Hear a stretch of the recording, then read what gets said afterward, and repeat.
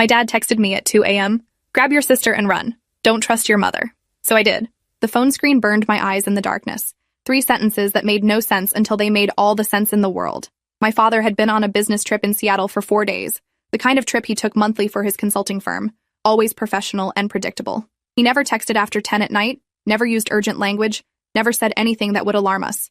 This message violated everything I knew about my careful, measured father, which meant something had gone catastrophically wrong. I was 17 and responsible enough to know when adults were overreacting versus when they were genuinely terrified. This text read like genuine terror compressed into 12 words. I threw off my blankets and grabbed clothes from the floor, pulling on jeans and a sweatshirt while my brain tried to process what "don't trust your mother" could possibly mean. Mom was downstairs in the living room where I'd left her an hour ago, watching some crime documentary and drinking wine like she did most nights, normal suburban mother behavior. Nothing threatening or suspicious. Except Dad wouldn't send this message without reason, and the specificity of grabbing my sister and running suggested immediate danger, not paranoid delusion. I shoved my feet into sneakers and grabbed my backpack, dumping out textbooks and replacing them with my laptop, phone charger, and the emergency cash I kept hidden in my desk drawer for reasons I'd never quite articulated. $300 in 20s that suddenly felt like the most important thing I owned. My sister Becca was 12 and slept like the dead, completely undisturbed by my frantic movement in the next room. I crept down the hallway and eased open her door, wincing when the hinges creaked. She was buried under blankets with just her dark hair visible, breathing in the steady rhythm of deep sleep. Waking her quietly would be nearly impossible, but waking her loudly would alert Mom downstairs, and Dad's message had been explicit about not trusting her. And I knelt beside Becca's bed and pressed my hand over her mouth before shaking her shoulder. Her eyes flew open in panic, and I felt her try to scream against my palm. I put my finger to my lips and whispered directly into her ear, barely audible even in the silent room. Dad sent an emergency message. "We need to leave right now without Mom knowing. I'll explain everything once we're safe, but you have to trust me and stay completely silent." Becca's eyes were huge with fear and confusion, but she nodded against my hand. I released her mouth and she sat up, reaching for her glasses on the nightstand. I'd already grabbed clothes from her closet, jeans and a hoodie that I pressed into her hands while gesturing urgently for her to change. She pulled on the clothes over her pajamas, her hands shaking, and I stuffed her feet into the nearest shoes without bothering to tie the laces properly. The window in Becca's room faced the backyard and had a screen I'd removed dozens of times for sneaking out to meet friends. I popped it free with practiced ease and looked down at the 8-foot drop to the garden below. Not ideal, but manageable, especially with the flower bed providing softer landing than concrete. I threw both our backpacks out first, watching them land in the mulch, then helped Becca climb through the window frame. She hesitated at the edge, looking down at the drop with visible fear. I gripped her wrists and lowered her as far as I could reach before letting go, and she fell the remaining 4 feet with a muted thump that sounded explosively loud in the quiet night. I followed immediately after, dropping and rolling to absorb the impact, my ankle twisting slightly on landing, but holding my weight when I stood. Becca was staring at me with questions written across her face, but I grabbed her hand and pulled her toward the back fence. We had maybe minutes before Mom checked on us or heard something suspicious. The fence was 6 feet of privacy wood that I scaled by stepping on the decorative crossbeam, pulling myself over the top and dropping into the neighbor's yard. Becca struggled more with the height, but I coached her through it, catching her when she dropped down beside me. We ran through 3 backyards before emerging onto a street 2 blocks from our house, both of us breathing hard. Only then did I pull out my phone and read Dad's message again, looking for details I'd missed in my panic. The timestamp showed 2:03 a.m., sent 7 minutes ago. No follow-up messages, no missed calls, just those 3 sentences hanging in digital space like a grenade. I tried calling him, but it went straight to voicemail. His professional outgoing message incongruous with the emergency he'd declared. Becca was pulling on my sleeve, demanding explanations I didn't have, her voice rising toward panic. I showed her the text and watched her face go pale even in the dim streetlight. What does he mean, don't trust Mom? What's happening? I don't know yet, but Dad wouldn't say this unless it was serious. We need to get somewhere safe and figure out what's going on. I was trying to sound calm and in control despite having no plan beyond getting away from our house. We were standing on a residential street at 2 in the morning with nowhere to go and no way to contact the one parent who'd warned us to run. My phone buzzed with a new text, this time from Mom. "Where are you girls? I heard noises upstairs." The casual tone felt wrong given the circumstances, like she was pretending nothing unusual was happening. Or maybe nothing unusual was happening from her perspective. Maybe Dad's message was the aberration, and Mom was genuinely confused about missing daughters. But I kept thinking about those 12 words, the specificity of the warning, the fact that Dad's phone was now off. Another text from Mom appeared before I could decide how to respond. "This isn't funny. Come downstairs right now or I'm calling the police." The threat landed strangely because what would she tell the police? That her teenage daughters had left the house at night? We weren't missing or kidnapped. We'd left voluntarily based on our father's warning. Unless Mom had reasons to want police involvement, unless she was trying to force us back under some kind of official authority. Becca was crying quietly, the kind of scared tears that come from being 12 and having your normal life explode at 2 in the morning. I put my arm around her shoulders and kept walking, moving us toward the 24-hour convenience store 3 blocks away.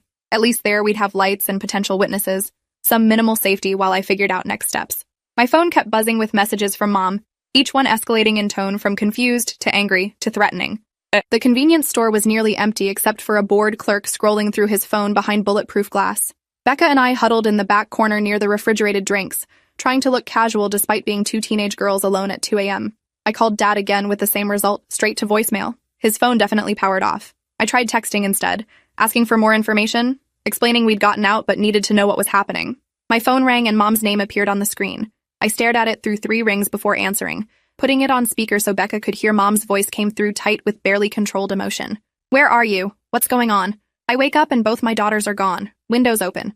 "You're not answering texts. You're scaring me, honey." She sounded genuinely frightened and confused, nothing in her tone suggesting danger or threat, but Dad's message kept echoing in my mind, the urgency and specificity that had sent us running. "Dad texted us," I said carefully, watching Becca's face for reactions. "He said to leave the house and not trust you. We need to know why he'd say that." The silence on the other end stretched long enough that I thought the call had dropped. Then Mom laughed, this brittle sound that raised every hair on my neck. "Your father texted you at 2 in the morning telling you to run away from me? That's insane. He's in Seattle at a conference, probably drunk at some hotel bar. He doesn't know what he's saying. But I'd never seen Dad drunk in my life. He barely drank even at parties. And the message hadn't read drunk. It had read terrified. Why would he specifically say not to trust you? What's he afraid you're going to do?" Mom's breathing got faster on the line, and when she spoke again, her voice had changed into something harder. "Listen to me very carefully. Your father is having some kind of mental break. He's been acting paranoid for weeks, saying strange things, accusing me of things that aren't true. I didn't want to worry you girls, but he's been seeing a therapist for delusions. Whatever he told you is part of that. You need to come home right now so we can handle this as a family." The explanation sounded reasonable, except for the timing. If Dad had been delusional for weeks, why send the emergency text tonight? Why turn off his phone after sending it if he was just drunk and confused? And why did Mom's voice sound wrong, like she was performing concern rather than feeling it? I looked at Becca and saw my own doubt reflected in her expression. "I want to talk to Dad first," I said. "I want to hear from him that he's okay, and that the message was a mistake. Then we'll come home." Mom made a frustrated sound, and I heard movement on her end, footsteps and the jingle of car keys. "Fine, stay where you are and I'll come get you. We'll call Dad together from the car and sort this out. Where are you exactly?" Every instinct I had screamed not to tell her, not to give up our location until I understood what was happening. "We're at a friend's house. We'll come home when we've talked to Dad." I hung up before she could respond and immediately powered off my phone, suddenly paranoid about location tracking. Becca did the same without me asking, both of us operating on the same frequency of distrust. The convenience store clerk was watching us now with open suspicion, probably wondering if he should call the police about 2 teenage girls acting sketchy in his store. At 2 a.m. I grabbed 2 bottles of water and paid with cash, trying to look normal and unhurried. We needed to move, but I had no idea where to go. Dad's message had said run, but hadn't specified a destination. Hadn't given us a safe house or contact information beyond that initial warning. Becca grabbed my arm as we left the store, pointing back toward where we'd come from. A car was driving slowly down the street, headlights off, moving like it was searching for something. Even from 2 blocks away, I recognized Mom's silver SUV, the one she drove to her real estate job and soccer practices. She was hunting for us, had somehow guessed or tracked that we'd be in this area. We ducked behind a parked truck and watched the SUV cruise past, Mom's profile visible through the driver's window. Her face was illuminated by her phone screen, and the expression I saw there wasn't worried mother, it was cold calculation. She turned the corner and we ran in the opposite direction, staying low behind parked cars until we reached the next major intersection. A bus stop shelter provided temporary cover, and I tried to think through our options logically. Dad was unreachable. Mom was actively hunting us, and we had nowhere to go except the homes of friends whose parents would immediately call our mother. We needed an adult who would listen to the full situation before making judgments, someone with authority, but no pre-existing loyalty to Mom. My phone powered back on and immediately started buzzing with messages. Most were from Mom with increasingly frantic tone, but one was from an unknown number. "This is Special Agent Victoria Reeves with the FBI. Your father asked me to contact you if anything happened to him. Call this number immediately from a secure line. Do not go home. Do not trust local police." The message was so unexpected, so outside the realm of normal possibility, that I read it 3 times before my brain accepted the words.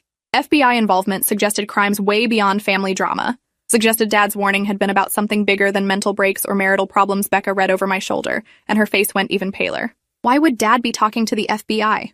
What did Mom do? She was asking the questions I was thinking but couldn't voice. I called the number from the message using the convenience store's payphone, paranoid now about phone tracking. A woman answered on the second ring, her voice professional and alert despite the hour. This is Agent Reeves. Who am I speaking with? This is Zoe Brennan. You sent a message about my father, Kevin Brennan. He texted us tonight telling us to leave our house and not trust our mother. We need to know what's happening. Agent Reeves was quiet for a moment, and I heard keyboard clicking in the background, like she was pulling up files or verifying information. Your father has been cooperating with a federal investigation into financial crimes for the past 3 months. He discovered evidence that your mother is involved in a sophisticated fraud scheme moving money through her real estate business. We've been building a case, but tonight our surveillance team lost contact with your father. His last communication was sending you that text message before his phone went dark. The words landed like physical blows, and I grabbed the payphone cradle to steady myself. Mom wasn't just having marital problems or acting strange. She was a criminal under federal investigation. Dad had been secretly working with the FBI, gathering evidence against his own wife, and something had gone wrong tonight that triggered his emergency warning. Where is he now? Is he safe? Agent Reeves hesitated before answering. We don't know. He was supposed to check in 3 hours ago from his hotel in Seattle, and didn't. His phone location last pinged at the hotel, then went offline. We have agents checking the hotel now, but his failure to communicate combined with that text to you suggests he believed himself to be in immediate danger. Becca was gripping my sleeve so tight her fingers hurt, listening to my half of the conversation with growing horror. What kind of danger? Why would Mom hurt him? But even as I asked, I was remembering things that had seemed normal at the time but took on sinister meaning in this new context. Mom's frequent unexplained absences, her defensive reaction when Dad asked about her business accounts, the way she'd started password protecting everything on her phone and computer. The people your mother is working with are not the kind to leave witnesses if they think their operation is compromised. If they learned your father was cooperating with our investigation, he would become a liability to eliminate. And if they've gotten to him, you and your sister are potential witnesses who know his routines and could identify associates. That's why his message told you to run. The full weight of danger settled over me, and I understood suddenly why Dad had been so specific, so urgent in his middle-of-the-night text. We weren't running from normal family dysfunction. We were running from people who murdered witnesses to financial crimes. What do we do? Where do we go? Agent Reeves gave me an address for an FBI field office 30 miles north. Get there as fast as you can without using credit cards or your phones except for emergency calls. If you see your mother or anyone suspicious, call 911 immediately. I'm dispatching agents to pick you up, but they're 45 minutes out. You need to stay hidden and moving until they arrive. I hung up and relayed everything to Becca, watching her face cycle through disbelief and fear and finally grim acceptance. At 12, she was processing that our mother was a criminal. Our father was missing and potentially dead, and we were running from people who killed witnesses.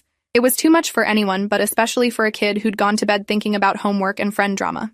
A taxi company operated out of the strip mall across the street, and we walked there quickly, constantly scanning for Mom's silver SUV.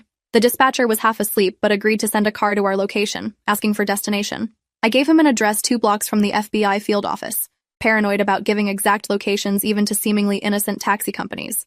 The taxi arrived 15 minutes later. A beat-up sedan driven by a man who looked annoyed at being woken for a fare this far out. Becca and I climbed in the back, and I handed him cash up front, asking him to drive carefully and avoid the main roads. He gave me a strange look but pocketed the money and pulled out of the lot. We'd made it maybe 3 miles when headlights appeared behind us, coming up fast.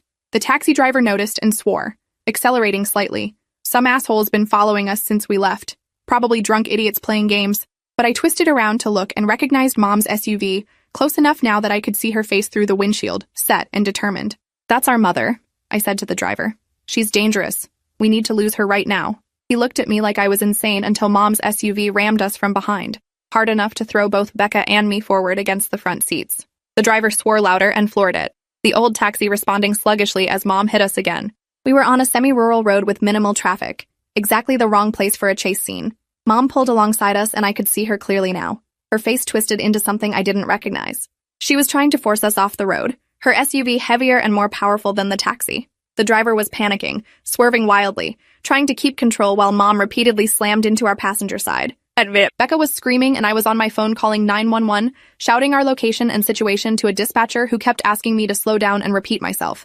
Mom made one more hard slam, and the taxi spun out, rotating twice before sliding off the road into a shallow ditch. The impact threw us around the interior despite seatbelts, my head connecting with the window hard enough to see stars. Mom's SUV screeched to a stop, and I watched her climb out, walking toward our crashed taxi with purpose. The driver was slumped over the steering wheel, dazed or unconscious, and Becca was crying beside me. I grabbed her hand and kicked open the door on the far side, dragging her out and into the drainage ditch running alongside the road. We ran through brush and darkness while Mom shouted behind us, her voice carrying across the quiet night. "Girls, stop. I'm trying to protect you. The FBI is lying. Your father is lying. I just need to talk to you." But her actions didn't match her words, didn't match someone trying to protect rather than harm. The drainage ditch connected to a culvert running under the road, and we crawled through it, emerging on the far side muddy and scraped. Behind us, I could hear sirens approaching, the 911 call finally producing response. Mom must have heard them too, because her shouting stopped and I heard her SUV engine start, tires squealing as she fled the scene. Police cars arrived with lights flashing, officers jumping out to check the crashed taxi and search the area. We emerged from the culvert with hands raised, shouting that we'd called 911 and we were the victims. One officer approached carefully, hand on his weapon, while his partner checked the taxi driver who was coming around slowly. I explained everything in a rush while Becca cried against my shoulder. The officer looked skeptical until I mentioned FBI Special Agent Victoria Reeves by name and showed him the text from Dad. His expression changed and he radioed something coded to his dispatcher before telling us to wait in his patrol car while he verified our story. 20 minutes later, black SUVs arrived with federal agents who showed badges and took custody of us from the local police. Agent Reeves was a woman in her 40s with sharp eyes and an expression that suggested she'd seen too much to be surprised by anything. She wrapped emergency blankets around both of us and guided us into one of the vehicles. "Your father is alive," she said immediately, and I felt something in my chest unclench. "He was attacked in his hotel room tonight but fought off his assailants and escaped. He's in protective custody and asking about you two. Your mother's associates failed to kill him, so they shifted to targeting you girls, probably hoping to use you as leverage to keep your father from testifying." Becca was crying harder now, relief mixed with exhaustion and trauma. "Where's Mom? Did you arrest her?" Agent Reeves shook her head grimly. "She fled the scene before local police could detain her. We have warrants out now for attempted murder, assault, fraud, and about a dozen other charges. Every law enforcement agency in the state is looking for her, but she's proven to be very good at disappearing when she wants to." The drive to the FBI field office passed in a blur of exhaustion and shock. They processed us through security and took our statements separately, recording everything about the night and Mom's behavior. Someone brought food and coffee and blankets, treating us like fragile things that might break with rough handling. Dad arrived around dawn, looking worse than I'd ever seen him. His face was bruised, his left arm in a sling, and he moved like his ribs hurt. But when he saw us in the conference room, he broke down completely, pulling both of us into a careful hug that made Becca sob into his chest. "I'm so sorry," he kept saying. "I'm so sorry I put you through this. I thought I could handle it quietly. I thought I could protect you." The full story emerged over the next few hours. Mom had been running a real estate fraud scheme for 5 years, using her license to facilitate money laundering for a criminal organization. Dad discovered evidence of it by accident, found communications that made it clear she wasn't just involved, but central to the operation. He'd gone to the FBI rather than confronting her directly, had spent 3 months secretly gathering evidence while pretending everything was normal. Tonight, Mom's associates had learned about his cooperation through a leak in the investigation. They'd sent people to his hotel to eliminate the witness problem, but Dad had been paranoid enough to have extra locks and a plan for exactly this scenario. He'd fought them off and escaped, but not before sending us that warning text, knowing that if they'd come for him, they'd come for us next. "She was never planning to hurt you directly," Dad explained, his voice hoarse. "She wanted to grab you before the FBI could, use you as collateral to force me not to testify. But when you ran, when you didn't come home, she panicked. The woman who chased you tonight wasn't your mother protecting her kids. She was a criminal protecting her operation by any means necessary." The trial happened 8 months later. Mom was arrested at the Canadian border trying to flee with false documents and substantial cash. The evidence Dad and the FBI had gathered was overwhelming, documenting years of fraud and money laundering involving millions of dollars. 17 people were charged in the conspiracy, but Mom received the longest sentence, 25 years for fraud, conspiracy, attempted murder, and a list of other crimes that took the prosecutor 10 minutes to read. She never looked at us during the trial, never showed remorse or tried to explain. The woman in the defendant's chair was a stranger wearing my mother's face, and I understood finally that we'd been living with a criminal our entire lives, just never knowing it. Dad testified for 2 days, his voice steady despite visible emotional pain, explaining how he'd fallen in love with someone who didn't really exist, who'd been performing a role the entire time. Becca and I live with Dad now in a different state under partial witness protection. Not full relocation and name changes, but enough security that we sleep without nightmares about SUVs ramming our car. We're both in therapy processing the betrayal and trauma, learning to trust again after having the fundamental safety of family shattered. Dad is rebuilding his consulting business and trying to forgive himself for not seeing the warning signs sooner, for exposing us to danger he never knew existed. If you enjoyed this, you'll definitely want to see the next ones too. So subscribe now and let me know your take in the comments.